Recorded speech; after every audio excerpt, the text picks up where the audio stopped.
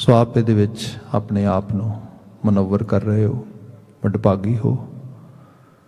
ਅਜੇ ਹੁਣੇ ਗੁਰਬਾਣੀ ਕੀਰਤਨ ਸਰੋਤ ਪਾ ਰਹੇ ਸੀਗੇ, ਰਸਨਾ ਜਪਤੀ ਤੂੰ ਹੀ ਗੁਰੂ ਅਰਜਨ ਸਾਹਿਬ ਦੇ ਇਸ ਬਚਨ ਨੂੰ ਗਾਇਨ ਕਰਕੇ ਰਾਗੀ ਵੀਰਾਂ ਨੇ ਕੀਰਤਨ ਦੇ ਸਮਾਗਮ ਦੀ ਸਮਾਪਤੀ ਕੀਤੀ ਹੈ।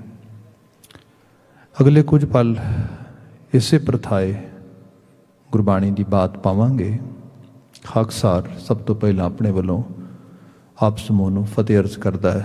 ਵਾਹਿਗੁਰੂ ਜੀ ਕਾ ਖਾਲਸਾ, ਵਾਹਿਗੁਰੂ ਜੀ ਕੀ ਫਤਿਹ। ਮਹਾਰਾਜ ਜੀ ਦੀ ਪਾਵਨ ਬਾਣੀ ਜੋ ਕਿ it's a universal truth. If we go through with this Bani, then in this Bani Maharaj is giving a message that, O human being, life is a miraculous thing on this soil. ਤੇ ਧਰਤੀ ਦੇ ਉੱਤੇ ਜਿਹੜੀ ਸਭ ਤੋਂ ਵਿਸਮਾਦੀ ਚੀਜ਼ ਆ ਉਹ ਜ਼ਿੰਦਗੀ ਹੈ, ਹਿਊਮਨ ਲਾਈਫ। ਅਸੀਂ ਕਿਉਂਕਿ ਸਾਇੰਟੀਫਿਕ ਵਰਲਡ ਨਾਲ ਜਾਂ ਰੈਸ਼ਨਲ ਸਾਈਡ ਤੋਂ ਚੀਜ਼ਾਂ ਨੂੰ ਸੋਚਦੇ ਹਾਂ ਤੇ ਸਾਨੂੰ ਲੱਗਦਾ ਕਿ ਜ਼ਿੰਦਗੀ ਜਿਹੜੀ ਹੈ ਇਹ ਆਪਣੇ ਇੱਕ ਮੈਡੀਕਲ ਜਾਂ ਬਾਇਓਲੋਜੀਕਲ ਕੰਪੋਨੈਂਟ ਦੇ ਵਿੱਚ ਇਵੋਲਵ ਹੁੰਦੀ ਹੈ। ਬਾਣੀ ਇਹਨੂੰ ਸਪਿਰਿਚੁਅਲ ਸਾਈਡ ਤੋਂ ਸਾਨੂੰ ਐਕਸਪਲੇਨ ਕਰਦੀ ਹੈ। ਬਾਣੀ ਕਹਿੰਦੀ ਹੈ ਕਿ ਜੋ ਇਹ ਜੀਵਨ ਆ ਇਹ ਰੱਬ ਜੀ ਦੀ ਸਭ ਤੋਂ ਵੱਡੀ ਦਾਤ ਹੈ। ਸਪੋਜ਼ ਅੱਜ ਤੇ ਮੈਡੀਕਲ ਸਾਈਡ 'ਤੇ ਬਾਇਓਲੋਜੀਕਲ ਸਾਈਡ 'ਤੇ ਬੜੀਆਂ ਐਕਸਪਲੇਨੇਸ਼ਨ ਇਸ ਕਿਸਮ ਦੀਆਂ ਮਿਲ ਜਾਂਦੀਆਂ ਨੇ, ਪਰ ਗੁਰੂ ਮਹਾਰਾਜ ਨੇ ਬਿਆਨ ਕੀਤਾ ਕਿ ਪ੍ਰਥਮੈ ਮਾਤ ਗਰਭ ਕੈ ਵਾਸਾ, ਸਭ ਤੋਂ ਪਹਿਲੀ ਜਿਹੜੀ ਚੀਜ਼ ਹੋਈ ਜਦੋਂ ਜ਼ਿੰਦਗੀ ਮਤਲਬ ਸ਼ੁਰੂਆਤ ਹੀ ਹੋਈ ਹੈ, ਜਿਹਨੂੰ ਤੁਸੀਂ ਇੱਕ ਕਨਸੀਵਿੰਗ ਪ੍ਰੋਸੈਸ ਕਹਿ ਲਵੋ, ਉਸ ਨੂੰ ਅਸੀਂ ਆਪਣੇ ਤਰੀਕੇ ਦੇ ਨਾਮ ਦੇ ਸਕਦੇ ਹਾਂ, different van sum especially two individuals are very, you can say, horny and they have some kind of interaction and some biological act is happening, and after that somehow they get the feeling that life is happening to them, especially ਜਿਵੇਂ mothers day celebrate ਕਰ ਰਹੇ ਹਾਂ, ਸੋ ਉਹਦੇ 'ਚ ਉਹਦਾ role ਆ ਜਾਂਦਾ ਮਾਂ ਦਾ। ਪਰ ਬਾਬਾ ਜੀ ਬਿਆਨ ਕਰਦੇ ਕਰਤਾਰੀ ਹੁਕਮ ਹੁੰਦਾ ਆ, ਉਸ ਹੁਕਮ ਦੇ ਵਿੱਚ ਜ਼ਿੰਦਗੀ ਦੀ ਸ਼ੁਰੂਆਤ ਜਿਹੜੀ ਕਹਿ ਲਓ ਕਿ ਇੱਕ ਬਿਗਨਿੰਗ ਆ, ਉੱਥੋਂ ਦੀ ਹੈਪਨ ਹੋਣੀ ਸ਼ੁਰੂ ਹੁੰਦੀ ਹੈ। ਪ੍ਰਥਮੇ ਮਾਤ ਗਰਭ ਕੈ ਵਾਸਾ, ਉੱਥੇ ਵਸੇਬਾ ਆ ਗਿਆ। ਫਿਰ ਇਹ ਵਸੇਬਾ ਜਿਹੜਾ ਆਇਆ ਹੈ ਇੱਕ ਬਹੁਤ ਸ਼ੀਨ, you can say tiny than a dust ball. Actually life starts happening from that kind of particular component or element. ਸੋ ਜਦੋਂ ਇਹ ਚੀਜ਼ ਉੱਥੋਂ ਸ਼ੁਰੂ ਹੁੰਦੀ ਹੈ ਫਿਰ ਹੌਲੀ ਹੌਲੀ ਫੀਟਸ ਦੇ ਵਿੱਚ ਕਨਵਰਟ ਹੋ ਰਹੀ ਹੈ। ਮਤਲਬ ਇਹ ਪ੍ਰੋਸੈਸ ਆ। ਇਹਦੇ 'ਚ ਇਹ ਕਿਹਾ ਗਿਆ ਮਾਡਰਨ ਸਾਇੰਸ ਦੇ ਵਿੱਚ ਕਿ ਉੱਥੇ ਹਜ਼ਾਰਾਂ ਕੈਮੀਕਲ ਰਿਐਕਸ਼ਨਸ ਹੁੰਦੇ, ਚੀਜ਼ਾਂ ਹੁੰਦੀਆਂ। ਉਹਦੇ 'ਚ ਲਾਈਫ ਦਾ ਜਿਹੜਾ ਸਰਵਾਈਵਲ ਰੇਸ਼ੋ ਆ, conceiving rate and survival ratio, there is a huge gap, ਜਿਹਨੂੰ ਅੱਜ ਦੀ ਦੁਨੀਆ 'ਚ ਅਸੀਂ ਮਿਸਕੈਰੇਜ ਕਹਿ ਦਿੰਦੇ ਹਾਂ। ਵੀ have so many different names in medical terminology, but in reality ਜਿਹੜਾ ਉਹ ਫਰਕ ਆ ਉਸ ਨੂੰ ਗੁਰੂ ਗ੍ਰੰਥ ਸਾਹਿਬ ਦੀ ਬਾਣੀ ਇਹ ਕਹਿੰਦੀ ਹੈ ਕਿ ਪਤਾ ਨਹੀਂ ਕਈ ਜਨਮ ਗਰਭ ਹਿਰ ਖਿਰਿਆ, ਪਤਾ ਨਹੀਂ ਕਿਤਨੇ ਜੀਵਨ ਗਰਭ ਵਿੱਚ ਖਿਰ ਗਏ। ਮਤਲਬ ਉਹਨਾਂ ਦੀ ਉਸ ਤਰੀਕੇ ਦੇ ਨਾਲ ਆਮਦ ਨਹੀਂ ਹੋਈ। ਉਹਦੇ 'ਚ ਅਸੀਂ ਹੋਰ ਬਚਨ ਪੜ੍ਹਦੇ ਹਾਂ, ਮਹਾਰਾਜ ਜ਼ਿਕਰ ਕਰਦੇ ਕਿ ਜਿਹੜਾ ਹੈ ਮਾਤ ਗਰਭ ਮੈਂ ਆਪਨ ਸਿਮਰਨ ਦੇ, ਤਹਿ ਤੁਮ ਰਾਖਣ ਹਾਰੇ, ਪਾਵਕ ਸਾਗਰ ਅਥਾ ਲਹਿਰ ਮੈਂ ਤਾਰੋ ਤਾਰਨ ਹਾਰੇ। ਉਹਨੂੰ ਕਿਹਾ ਗਿਆ ਕਿ ਇੱਕ ਉਹ ਜਠ ਰਗਨ ਹੈ, ਤੇ ਉਸ ਜਠ ਰਗਨ 'ਚ ਪੋਸੀਬਿਲਿਟੀ ਹੈ, ਜਿਹਨੂੰ ਥੋੜ੍ਹਾ ਇਹਨੂੰ ਅੱਜ ਦੀ ਦੁਨੀਆ ਦੀ ਐਗਜ਼ਾਮਪਲ 'ਚ ਪਾ ਕੇ ਦੇਵਾਂ। ਮੇਰੇ ਸ਼ਹਿਰ ਦੇ ਵਿੱਚ ਇੰਡੀਆ ਏਸ਼ੀਆ ਦੀ ਸਭ ਤੋਂ ਵੱਡੀ ਐਗਰੀਕਲਚਰ ਯੂਨੀਵਰਸਿਟੀ ਹੈ। And one time I was there, I was participating in their seminar, and some of scientists were giving some presentation to the farmers, and then एक प्रेजेंटेशन उत्थे दित्ती जा रही है, तो ये दस्सिया जा रहा है कि 1 एकड़ ज़मीन दे विच जे कणक बीजी है, if we are trying to grow wheat over there, and then 20 kg seeds would be enough. मतलब जिहड़ा उग जाए, जिहड़ा बीज उगेगा 20 kg, if 20 kg is actually growing over there, or actually that is present as a plants, then that's enough. That can produce very good crop in 1 acre. एक किसान अगे बैठा सीगा, and he raised his hand and he was saying कि तुसी की सोचते हो, ਉਹਨਾਂ ਸਾਇੰਟਿਸਟ ਨੂੰ, ਵੀ ਜਿਹੜੇ ਜ਼ਿਮੀਂਦਾਰ ਬੈਠੇ, ਕਿਸਾਨ ਬੈਠੇ ਆ, ਦੇ ਆਰ ਆਲ ਫੂਲ, ਇਹ ਮੂਰਖ ਆ। ਉਹ ਕਹਿੰਦਾ ਵੀ what do you mean by saying it? ਇਹਦਾ ਮੀਨ ਇਹ ਹੈਗਾ ਕਿ before you there was a presenter, he was saying if you want good crop from 1 acre, you have to at least plant or sow at least 60 kg wheat. And now you're saying 20 kg is more than enough.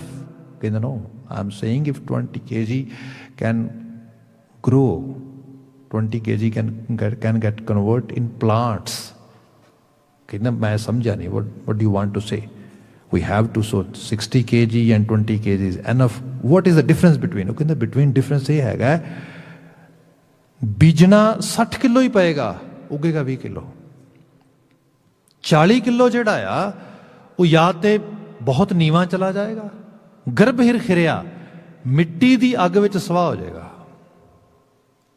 ये possibility है। 100 बीज बीजे 20 उगणगे, 80 नहीं उगणगे। ये ratio as it is चल रही है अज भी। एक होर रंग देखोगे तुसी, ਇਹਦੀਆਂ बहुत सारिया डिफरेंट डायमेंशनस भी हैगियां ने। मैं सोच रहा सीगा लर्निंग है सारी। गुरबाणी ने कहा कि again I am mentioning today's Mother's डे, बड़ा वड्डा रोल है। साडे एक बड़े दानिशमंद होए ने भाई वीर सिंह जी, भाई साहब भाई वीर सिंह, बड़े वड्डे नज़मकार, मतलब पंजाबी जबान दे लिखारी भी सी, पोइट ते कमाल ही सी।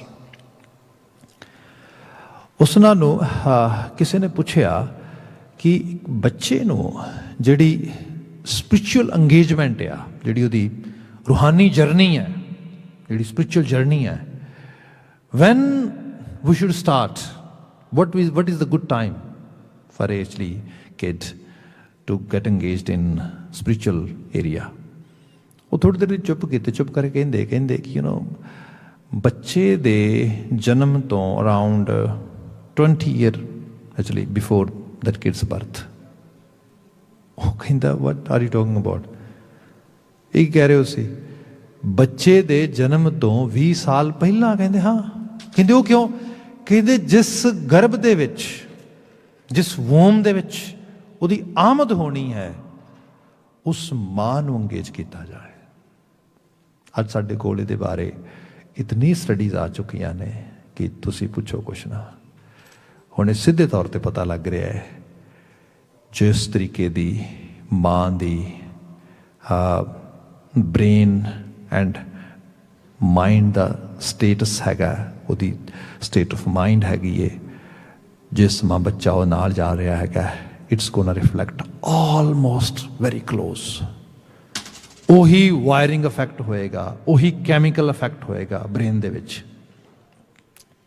ਜਿੱਥੇ ਉਸ ਸਮੇਂ 'ਚ ਮਾਂ ਸਟ੍ਰੈਸਡ ਹੈਗੀ ਏ, ਉਹ she is dealing some sort of issues, babies actually mean to be deal with same kind of issues.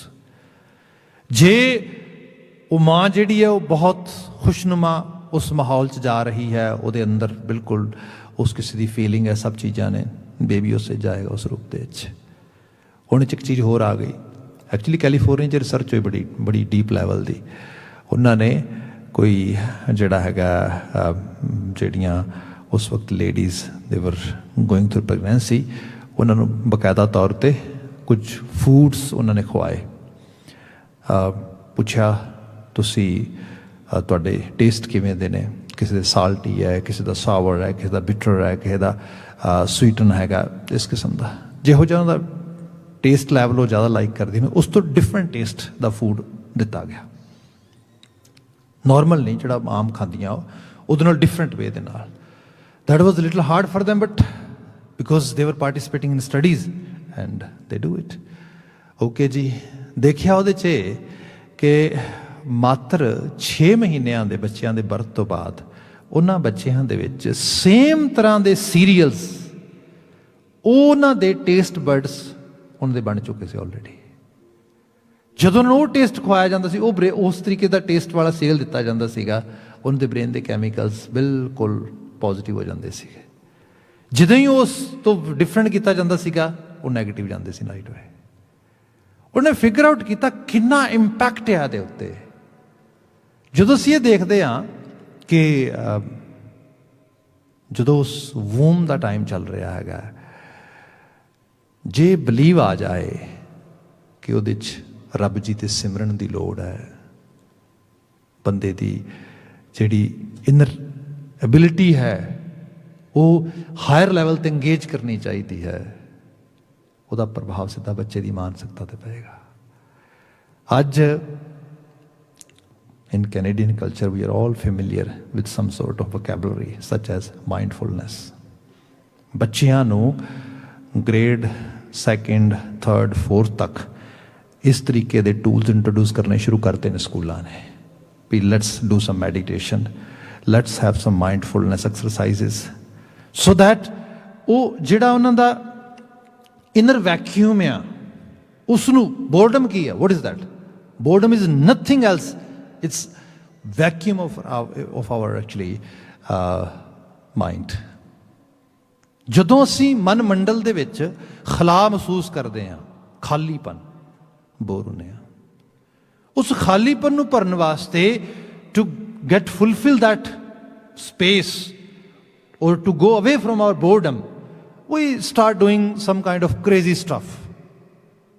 ਤੁਸੀਂ ਬੱਚਿਆਂ ਦੇ ਕਾਰਟੂਨ ਸ਼ੋਅ ਦੇਖੋ, ਖਾਸ ਕਰਕੇ ਜਦੋਂ ਉਹਨਾਂ 'ਚ ਥੋੜ੍ਹੀ ਜਿਹੀ ਸੈਂਸ ਆਉਣੀ ਸ਼ੁਰੂ ਹੁੰਦੀ ਹੈ,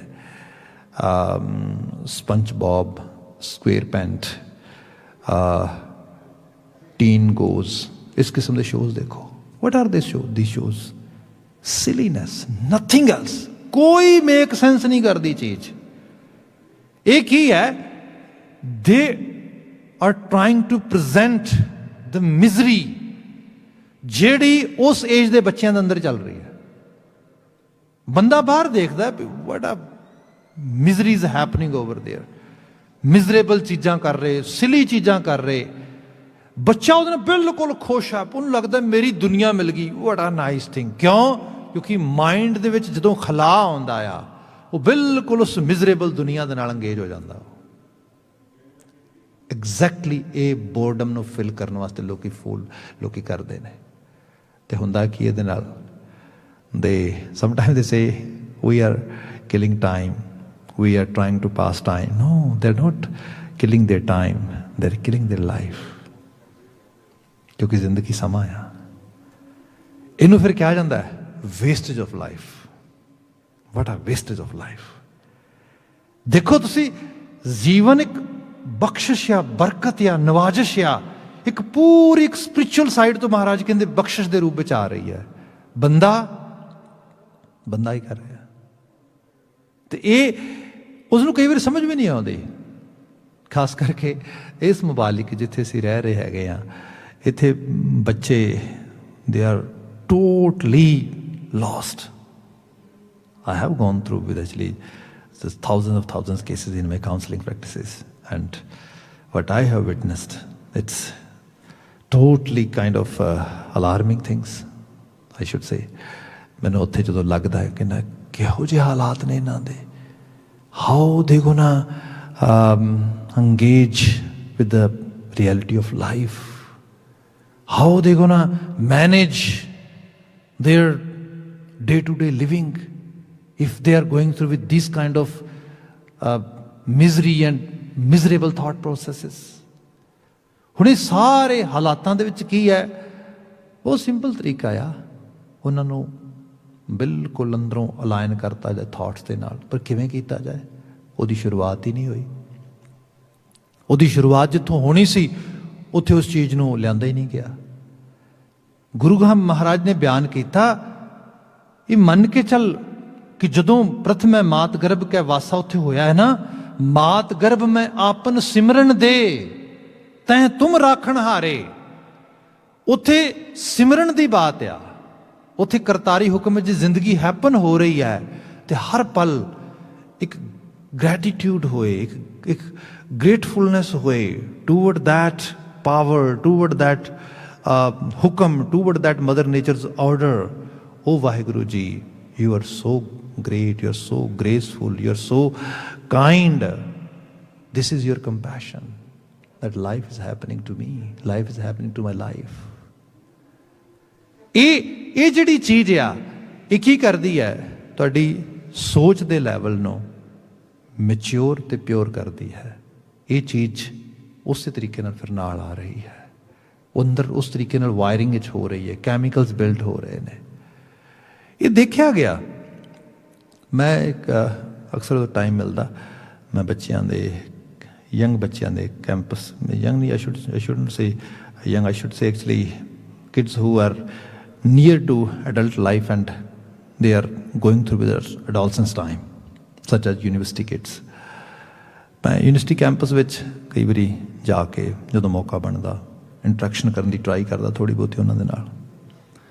ਮੈਂ ਲੰਡਨ ਸੀਗਾ ਇੱਥੇ ਕੋਈ 3 ਸਾਲ ਪਹਿਲਾਂ ਕੈਂਪਸ ਦੇ ਵਿੱਚ, and I was just having journal talk with kids here and there.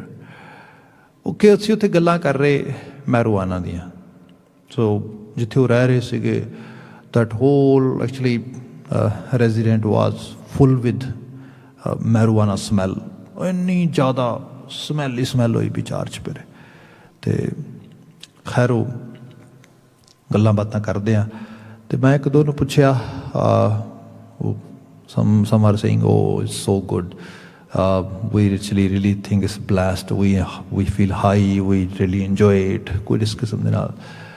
ਮੈਨੂੰ 2-3 ਕਿਡਸ ਇਹੋ ਜਿਹੇ ਮਿਲੇ। ਇੱਕ ਕਿਡ ਕਹਿੰਦਾ ਯੂ ਨੋ, ਮੈਂ ਇੱਕ ਰੂਲ ਸੈੱਟ ਕੀਤਾ ਆਪਣੇ ਕਮਰੇ ਵਾਸਤੇ ਵੀ if anyone has done any sort of smoking, any sort of marijuana, anything, they cannot come in my actually area, my room. मैं क्या क्यों? कहते I didn't like it. मैं क्या what? They are so actually happy by doing it, and you are saying I don't like it. What's up? आखिरकार तेरे नाल की है? वो कहता I tried 2-3 times, but I didn't like it. ਹੁਣੇ ਕੀ ਹੈ? ਇਹ ਅੰਦਰ ਦੇ ਕੈਮੀਕਲਸ ਨੇ ਉਹਦੇ। There is no any other force. ਉੱਥੇ ਪੇਰੈਂਟਸ ਨਹੀਂ ਹੈਗੇ, ਕੋਈ ਅਥਾਰਟੀ ਨਹੀਂ ਹੈਗੀ। Everything is open, they can do whatever they want, but there are some sort of chemical activities which is happening in his own brain, which is telling him what to choose and what not to choose. क्या कमाल है! This is a blessing. बच्चा कहता no, this is not my game, I don't like it. ਹੁਣੇ ਬੰਦਾ ਕਹੇ ਇਹ ਕਿੱਥੋਂ ਆ ਰਿਹਾ? ਐਕਚੁਅਲ ਲੈਵਲ ਤੇ ਇਹ ਸਾਰੀ ਇਨਰ ਵਾਇਰਿੰਗ ਹੈ, ਸਾਰਾ ਕੈਮੀਕਲ ਰਿਐਕਸ਼ਨ ਹੈ, ਸਭ ਚੀਜ਼ਾਂ ਨੇ ਇਸ ਤਰੀਕੇ ਦੇ ਨਾਲ। ਗੁਰੂ ਬਾਬਾ ਜੀ ਨੇ ਬਿਆਨ ਕੀਤਾ ਕਿ ਲਾਈਫ ਇਹ ਨਹੀਂ ਹੈ ਕਿ ਤੁਸੀਂ ਅੱਜ ਮੈਡੀਕਲ ਇੰਟਰਵੈਂਸ਼ਨ ਦੇ ਨਾਲ ਤੁਸੀਂ ਕਿਸੇ ਤਰੀਕੇ ਦੇ ਨਾਲ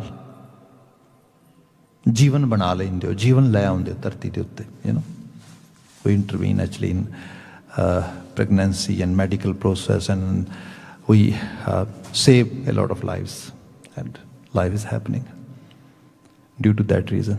ਜ਼ਿੰਦਗੀ ਉਹਦੇ ਨਾਲ ਆ ਰਹੀ ਹੈ, ਘਟਤ ਹੋ ਰਹੀ ਹੈ। ਪਰ ਜੇ ਦੇਖਿਆ ਜਾਏ ਤੇ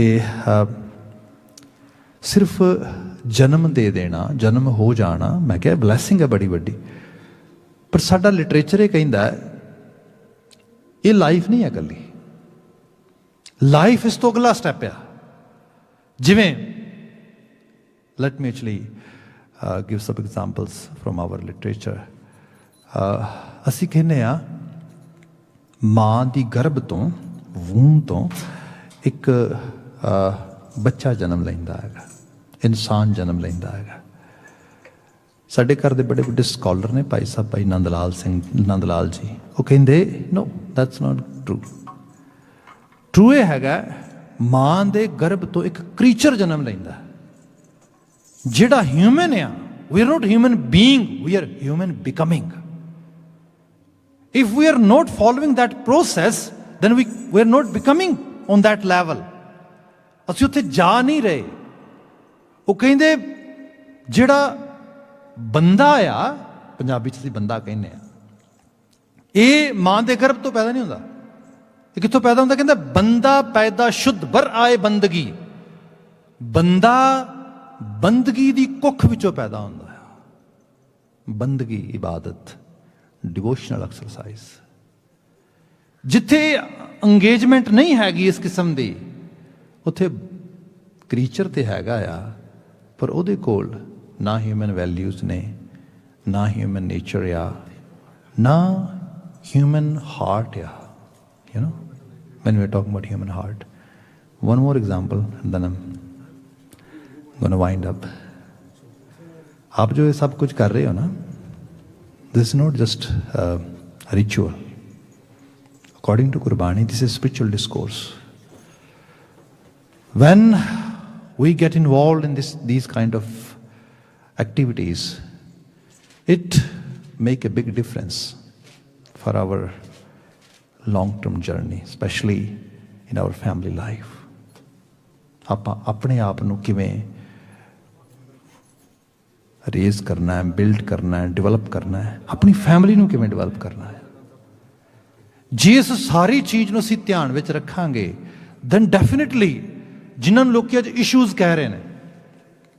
I was giving some presentations early in the morning about ADD, attention deficiency disorder ਦੀ ਜਿਹੜੀ ਗੱਲ ਕਰਦੇ ਆ, ADHD, all these. And nowadays around 7 out of 10 in actually kids, they are diagnosed with these disorders. ਇਹਦਾ reason ਕੀ ਹੈ? ਕੋਈ genetic ਇੱਕਦਮ defect ਹੋ ਗਿਆ ਤਾਂ ਕਰਕੇ? No, genes never get change in 1 or 2 generations. Gene ਤੇ 800 ਸਾਲਾਂ 'ਚ ਨਹੀਂ ਬਦਲਦੇ। then what is actually changing? Environment and some sort of medical activity, chemical activities in their brains. So both we can fix just by following some spiritual steps. And from these steps, this is the major step. When family believe in some sort of spiritual exercises and they come in areas, places such as Gurdwara and devote some time, spend some sort of actually energy and then get some messages. And after that, they try to put that information, that kind of energy in their day-to-day life. And people have actually said so many times, Paji, results are there. Now we can see little differences. So that's why we are here. We are participating in this program. And even though I have told that this is a very, you can say, number-wise very small program, we don't have much quantity over here, but still if message has been grabbed or it makes sense to anybody, I think our time is meaningful. We have spent meaningful time over here, and thank you very much being an attentive listener and a participator. Please forgive me for mistakes. If you get any message which makes sense to you, which actually appeal to you, please follow it, process it. And this is the Guru Sahib's blessings. Now our next presenters are here. They are Tadi Singh. They will present their own program. I will leave here. Please accept my Fateh. Vaheguru Ji Ka Khalsa, Vaheguru Ji Ki Fateh.